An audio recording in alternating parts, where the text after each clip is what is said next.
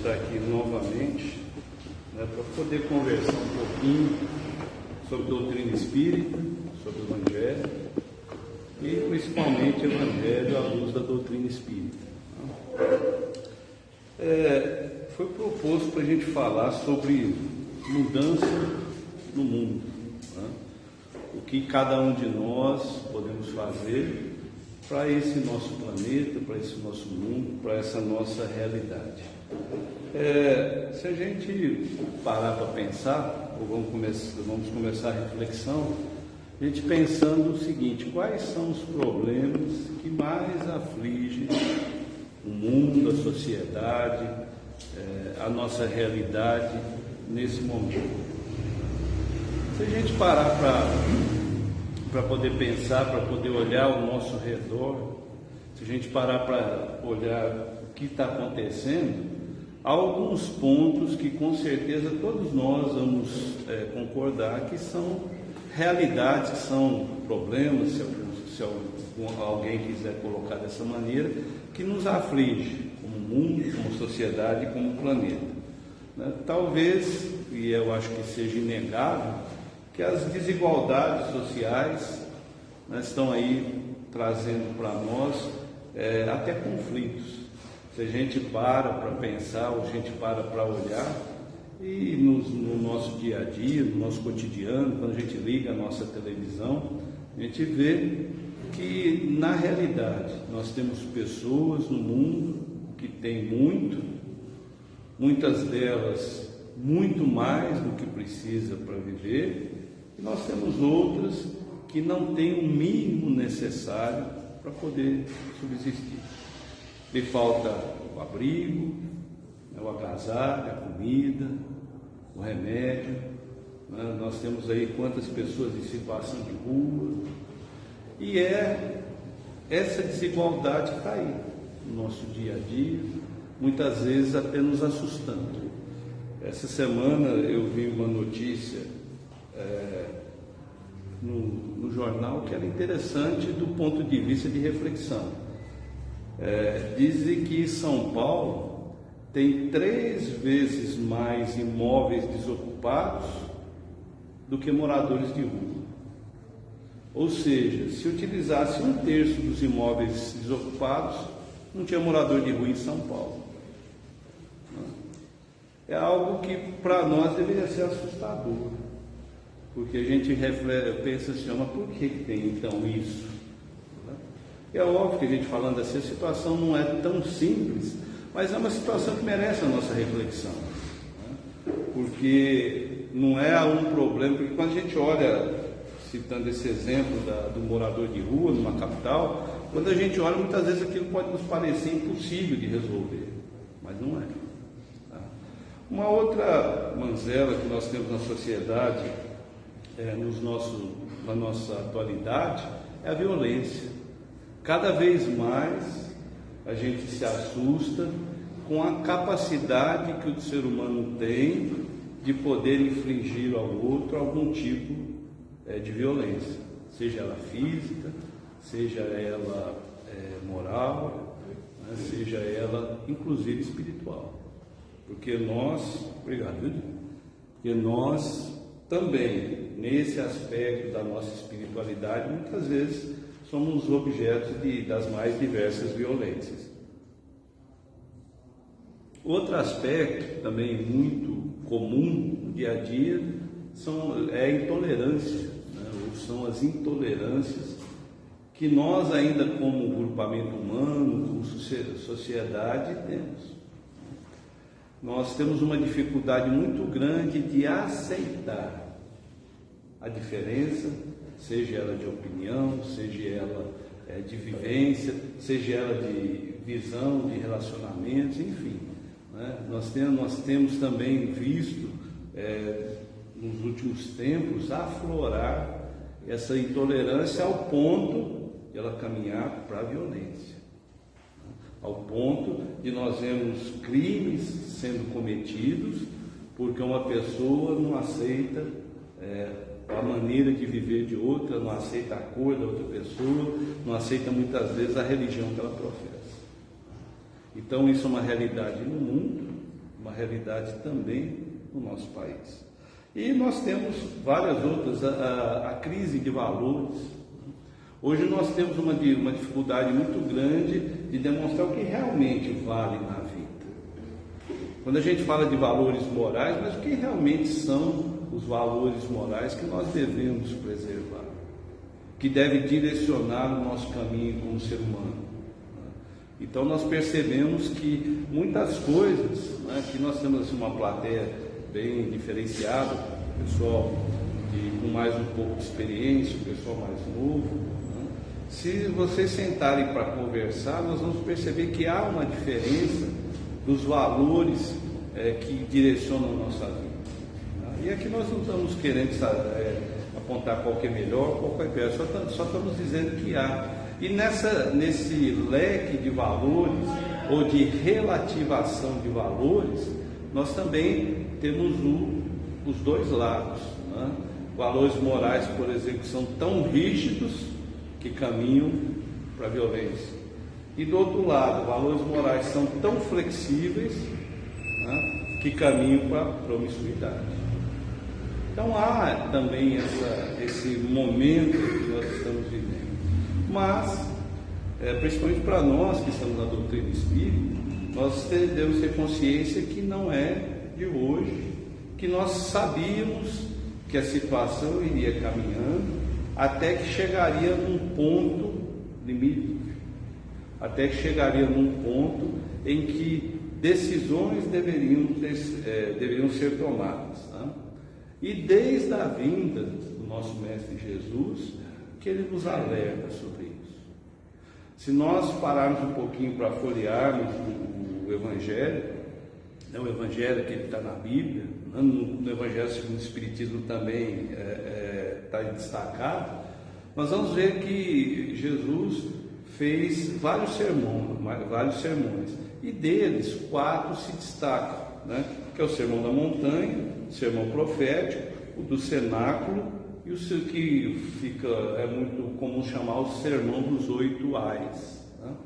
É uma característica interessante. Desses 4 principais sermões, 3 tratam de comportamento das pessoas. O Sermão do Monte, que é o mais conhecido, fala das bem-aventuranças, de como a gente consegue atingir uma bem-aventurança pelo nosso comportamento. O do cenáculo foi aquele que Jesus proferiu naquela reunião que ele fez com os apóstolos, onde ele foi apontando para cada apóstolo qual deveria ser o comportamento que ele deveria ter daquele momento em diante, já alertando que logo ele não estaria mais presente com eles. E o sermão dos 8 ais também é uma advertência que ele faz no templo para os fariseus, e para os senhores da lei que dirigiam naquela época os caminhos de Israel. Porém, no sermão profético, ele fala do futuro. Ele foge completamente dos assuntos dos sermões que ele costumava falar para o público que o seguia. No sermão profético, há trechos, eu não trouxe ele todo, mas há trechos que fala sobre guerras e rumores de guerra, fala sobre fome, peste, traição, aborrecimento, discórdia, desavença entre pai e filho, multiplicação da iniquidade. Inclusive dizendo que todas essas situações levariam que até os discípulos, que até aqueles que conhecem o Evangelho, esfriassem em si o amor. Então a gente percebe que desde aquela época já havia uma certa previsão.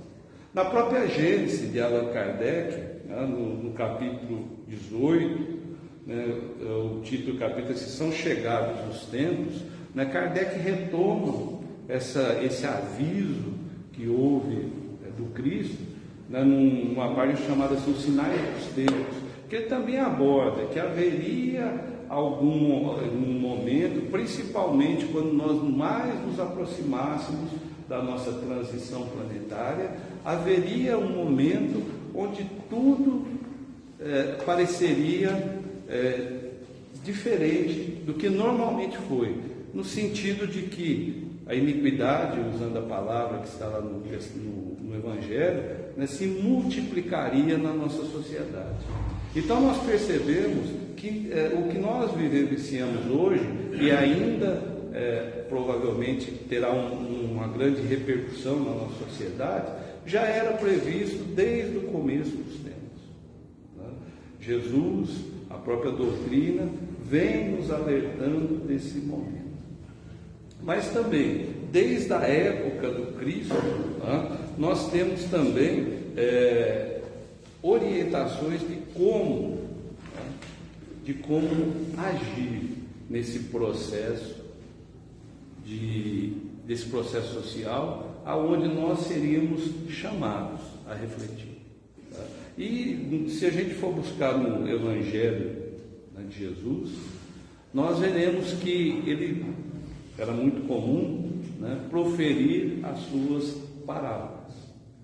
E nós percebemos que as parábolas que Jesus contava, sempre ele procurava levar aqueles que a ouviam, que as assistiam, a refletir sobre diversos assuntos.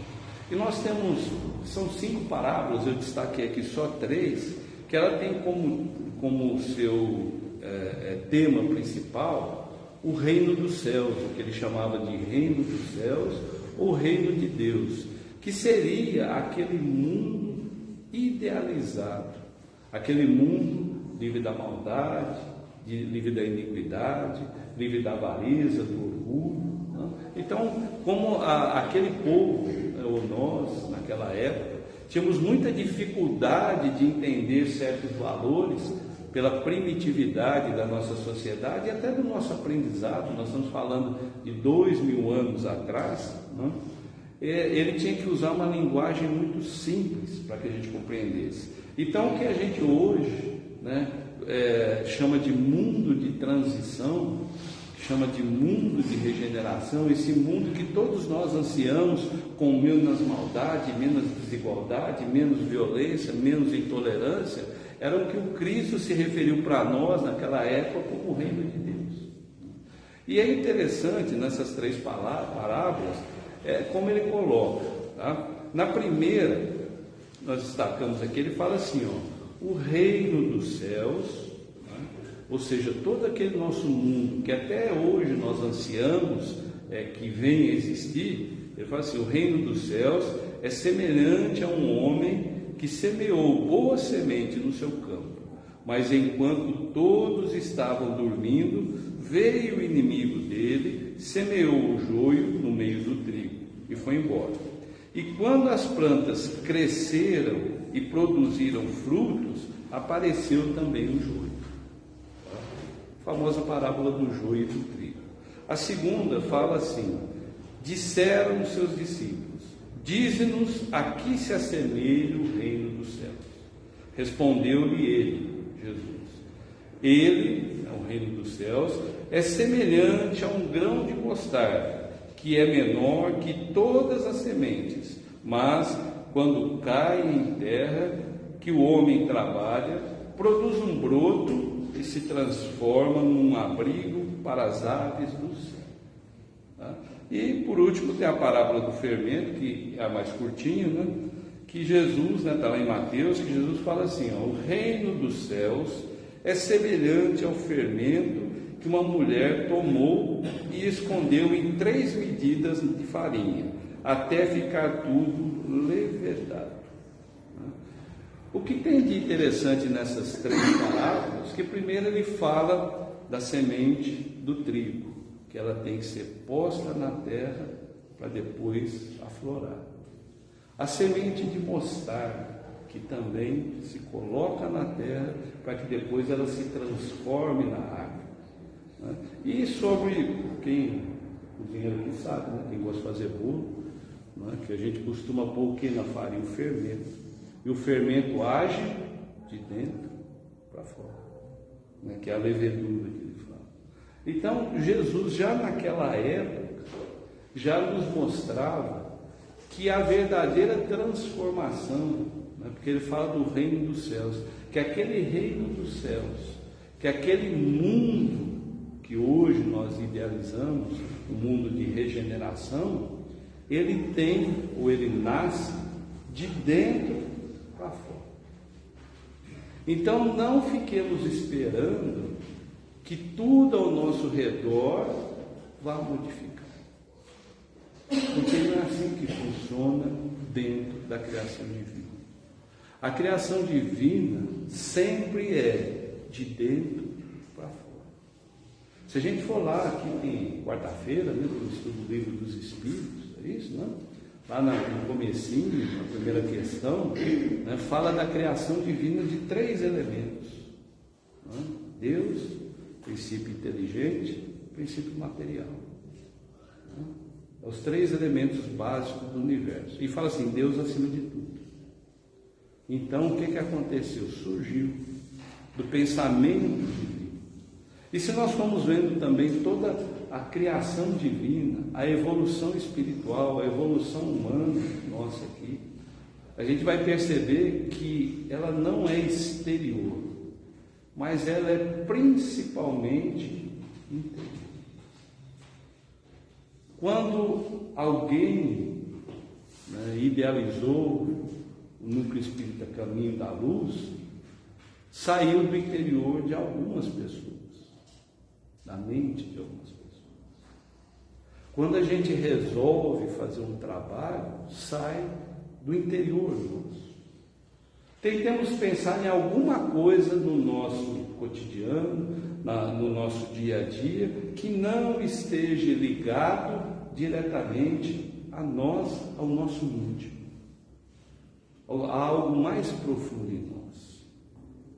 É por isso que na antiguidade clássica, né, os pensadores da época falavam muito sobre o mundo dos pensamentos, porque eles sabiam que tudo surgia não do exterior para o interior, mas ao contrário, do interior para o exterior. Tudo surgiu. Então nós temos, não só no Evangelho, mas na doutrina, basicamente nos ensinando o seguinte: não espere mudança de fora para dentro. E nós temos, principalmente na vida moderna, né, nós temos o hábito de colocar tudo lá no exterior. Né? Tudo que acontece, a culpa é do governo. Né? O problema que eu não conversei com alguém que eu queria do celular, a gente está sempre terceirizando, pondo lá exteriormente, quando na verdade a maioria das situações está dentro de nós. O mundo, o que é o mundo ao nosso redor? O que é o mundo? Por exemplo, o centro espírita aqui que nós estamos. O que é esse centro espírita? É o conjunto das vontades de uma série de pessoas. Se muitos de vocês que trabalham aqui na casa não tivessem vontade, não existir. Esse momento que nós estamos vivendo de estudo, que vocês estão me dando oportunidade de estar aqui conversando com vocês, surgiu da vontade íntima de cada um sair da sua casa e falar: hoje eu vou lá no núcleo. Chegaram aqui e estão aí sentados. Se não saísse do íntimo de cada um de vocês, nada disso, esse estudo que eu preparei, o convite do divino, a preparação da casa, nada disso adiantaria. Então isso só está existindo porque brotou do interior de cada um de nós, senão não teria ocorrido. E é isso que a doutrina nos chama a atenção, e é isso que é o tema principal, que é o tema que nos chama a atenção. Se nós enxergamos um mundo que não nos agrada, sejamos, a mudança que a gente quer ver. Ah, mas esse mundo é muito violento, então que eu seja um ponto de paz. Ah, mas esse mundo é muito intolerante, então que eu distribua a tolerância. Ah, esse mundo aqui ninguém mais tem valores morais, então que eu procure também desenvolver os meus valores morais. Nós temos aqui um roteiro seguro que é o Evangelho. Então esse que é a proposta, o ensinamento que desde os primeiros tempos, Jesus queria que nós percebêssemos. Sermos a mudança. Cada um de nós trabalhar interiormente no mundo que nós queremos. Nós tivemos, algum tempo atrás, um livro que fez muito sucesso, chamado O Segredo. Né? Tudo que você pensa, você consegue. É um livro até muito interessante. Né? Eu não vou entrar no mérito se está certo ou não. Tá? Mas uma coisa pode ter certeza, que ele acertou. Se não sair de dentro da gente, nada lá fora aparece. Não existe nada que exteriorize que não esteja primeiro em nós. Se a gente pegar a obra de André Luiz, o que é o principal que está ali colocado? Que para nós, nesse nosso momento evolutivo, deveria chamar muito a nossa atenção. Que ele coloca o pensamento como uma partícula material. Aí ele fala assim: o pensamento tem cheiro, tem gosto, tem cor. Ou seja, tudo que nós pensamos se exterioriza de alguma maneira. Se exterioriza. Então é um dos ensinamentos que a doutrina tem. Então, nesse momento que nós estamos vivendo, nós precisamos começar a ter posturas para a gente construir um mundo da maneira que a gente quer. A gente fala assim, parece que fica muito vago, mas como? Tudo bem, eu sei que eu preciso mudar, mas como é que eu mudo interiormente? Eu até tinha feito aqui uma listinha, mas eu vou preferir usar outro exemplo. Quem aqui trabalha na campanha do quilo? Eu vou usar ela porque aqui. Quem mais? Vai botar a mão aí no fundo. Não é para você cutucar do lado, fala você. Tá? Eu vou usar. Qual é o seu nome? Rosilene. Por que você trabalha na campanha do quilo? Fala para nós. Olha, desculpa, eu não quero constranger ninguém, tá? Que é um bate-papo. Eu só estou aqui na frente porque vocês me pagam bem e eu fico aqui, sabe? Mas o papo é nosso. Por que você trabalha na campanha do quilo? Porque a gente sabe que tem aquelas pessoas que têm necessidade de um pão. E se a gente tem a capacidade de sair em busca. Em busca. E essas pessoas estão aonde? Que você ajuda aqui? Porque você vai lá, a campanha do quilo é assim, né? Pede um pouquinho de alimento, depois vem aqui, ajuda a fazer cesta básica. E leva para onde a cesta? Como é que é feito aqui? Porque cada casa tem de um jeito, por isso eu estou perguntando. Traz para cá e aqui distribui, tem as famílias que são cadastradas. Aí a família cadastrada vem aqui na casa. Né? Então, muitas vezes, a gente olha, né, na televisão, né, vê aqueles menininhos na África passando fome, nossa, mas que dó. A gente precisa fazer alguma coisa. Né? Então, isso que vocês fazem aqui, esse pequeno lado, é isso aqui. Ó. Se você se condói com quem passa fome lá no norte, no nordeste, na África, você não pode ir lá. Quer dizer, algum de vocês até talvez possa. Né? Estou falando por mim. Né? Eu não posso ir lá levar uma cesta básica para ele. Mas eu posso fazer isso aqui em Piuí. Né? Eu posso fazer. Eu posso pedir um alimento. Né? Eu posso aqui. Eu tenho essa oportunidade. Então, aquele que estão aí, que fala assim, não, eu não concordo com essa desigualdade, essa fome, não concorda? Uma oportunidade. Vem cá. Todo último... Toda terça-feira, vem cá, participar da campanha do quilo. Tá? Não precisa preocupar muito com a África, não. Mas os da África vão continuar passando fome, mas eu só consigo resolver daqui. Tá? Então vão ser aquela mudança. Por quê? Porque vai começar o trabalho. Porque tem uma coisa que é interessante. Né? Você vai sempre nas mesmas casas? Como é que é? Aqui você vai lá, bate, pede um quilo de alimento e dá uma mensagenzinha. Né? Você já pensaram o seguinte? Você não vai na mesma casa. Quantas pessoas, cada um que participa, já visitou? Será que de todas essas pessoas que você visitam, fala assim, eu sou lá do Centro Espírita, queria um quilo de alimento para fazer uma cesta básica. Será que nunca nenhuma dessas pessoas começou a pensar? Gente, olha que coisa legal. Né? Sair, pedir por alimento. Às vezes a pessoa nem é da espírita, mas começa a ir cobrar lá na religião dela. Fala, o pessoal lá do centro leva a cesta básica e nós. O que a gente faz? Então, olha, a mudança, né, começa na gente. Às vezes com pequenos atos que a gente não sabe o desdobramento deles. Porque a gente não sabe quantas pessoas que nós batemos na porta pedindo um quilo de alimento, aquilo afetou nela interiormente. Teve uma chamada de consciência. Às vezes não para participar de uma campanha do quilo, mas às vezes para diminuir o seu consumismo exagerado. Porque é outro grande problema que a gente tem. Né? Até pus aqui, mas nós comentamos a questão ambiental, que é outro problema. Né? De ver aquela pessoa assim, tanta gente passando necessidade, eu às vezes desperdiçando aqui, eu vou reduzir, vou parar de desperdiçar. Não porque aquilo vai me fazer falta, mas porque isso não é justo com a humanidade. Tá? Pequena mudança. Aqui falou também sobre o estudo, né, do Livro dos Espíritos. Quem participa aqui do estudo? Tem alguém? Quarta-feira? Né? Ó, vou pegar aqui, você cutucou. Como é que chama esse menino do seu lado aí? Oi? Júlio.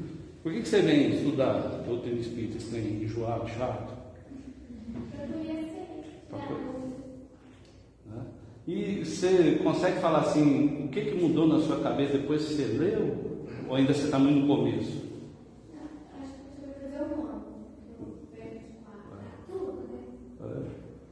Mudou muita coisa. Percepção de vida. Hoje você consegue entender que você é um espírito imortal? Sim. Olha que legal.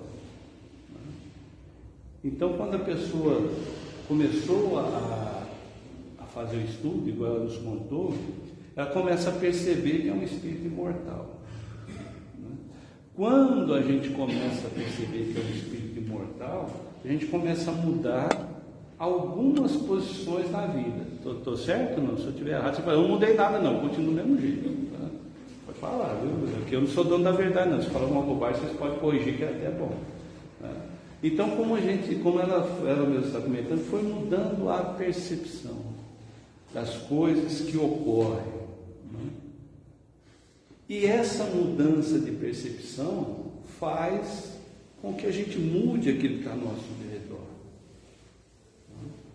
E a gente mudando isso, a gente muda o mundo. A partir de uma decisão dela. Alguém te obrigou aí? Não.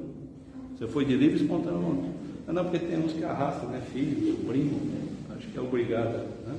Pois é, de livre e espontâneo. Decisão dela. Né? Seja você a mudança que você quer ser. Tome uma atitude. Tá? E essa mudança vem de dentro para fora. Então, atos simples. Né? E pode. Toda quarta-feira, que hora?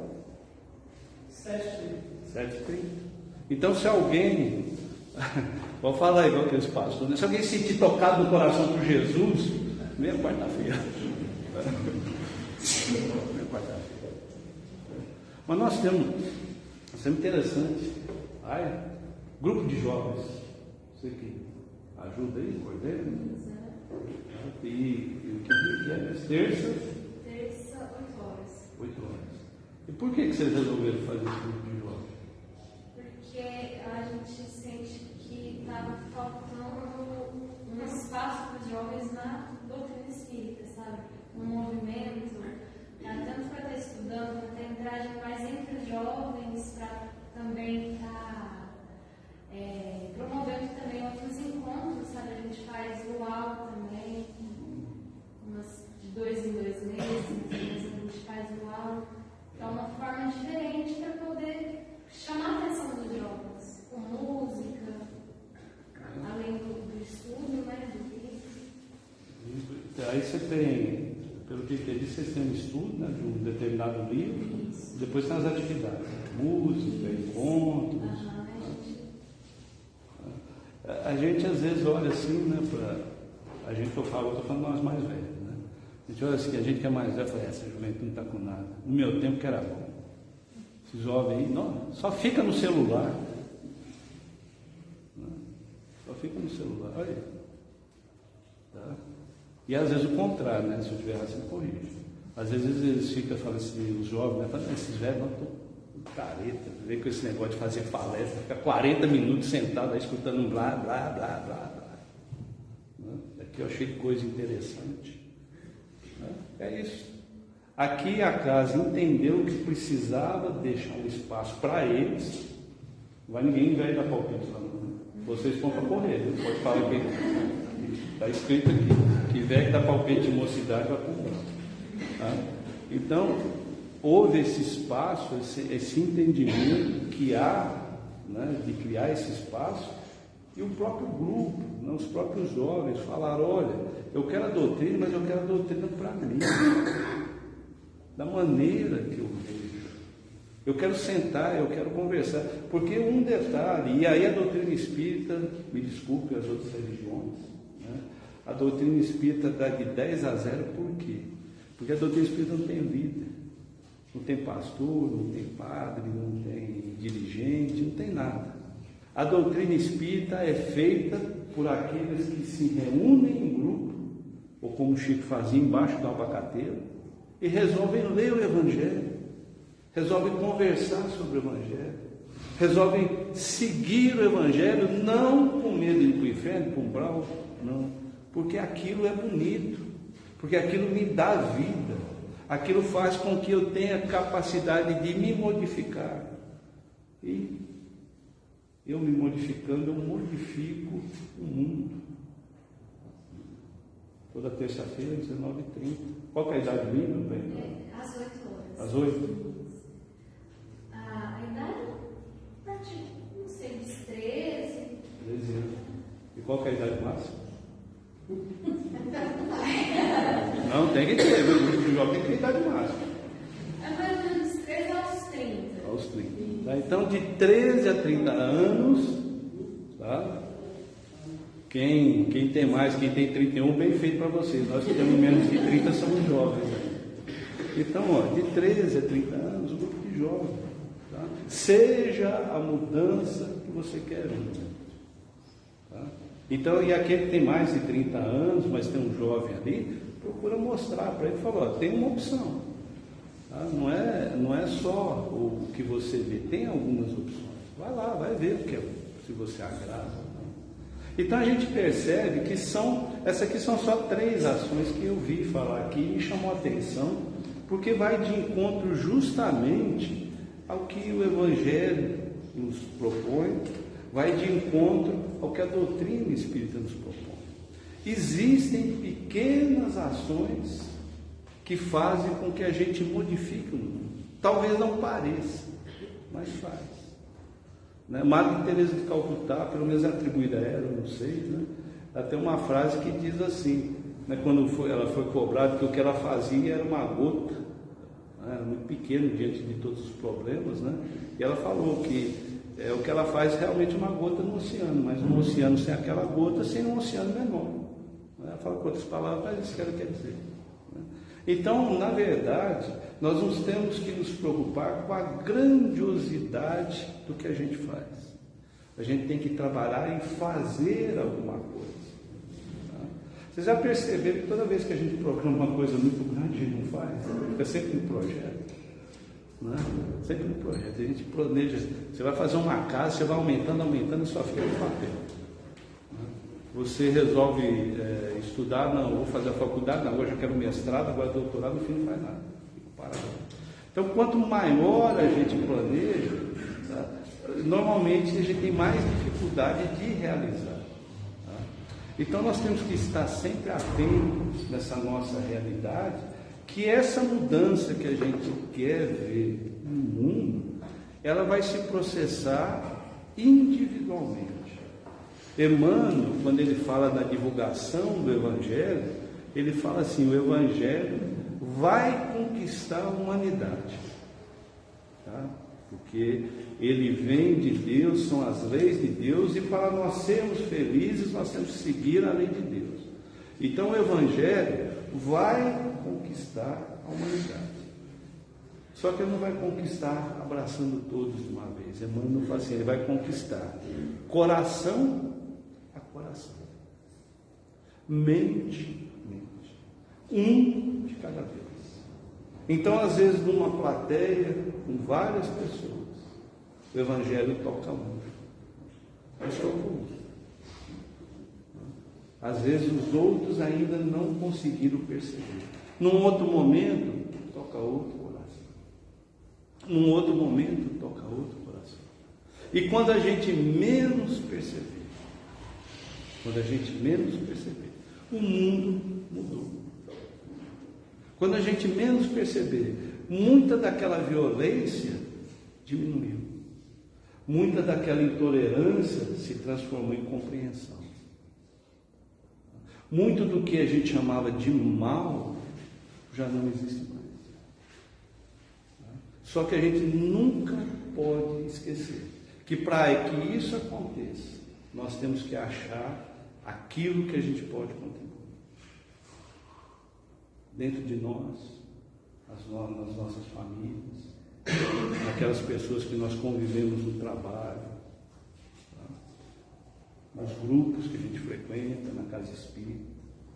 Sempre haverá um campo de trabalho.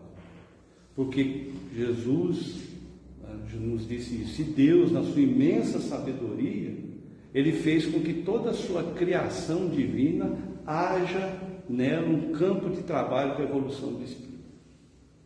Nós demoramos muito para nos transformarmos em espíritos, aquela ser inteligente da criação, como está lá no livro dos Espíritos. Mas a partir do momento que nós nos transformamos em espíritos, nós temos tudo que nós necessitamos para evoluir, tudo que nós necessitamos para modificar. Só que nós precisamos perceber que as grandes modificações ocorrem com pequenos atos do nosso dia a dia. Aquilo que a gente pode fazer. Nenhum mentor espiritual quer que nós sejamos anjos ou mártires. Ele quer que nós sejamos sempre espíritos buscando a sua melhora. E no buscar a melhorar nós mesmos, nós estamos contribuindo para que o mundo melhore.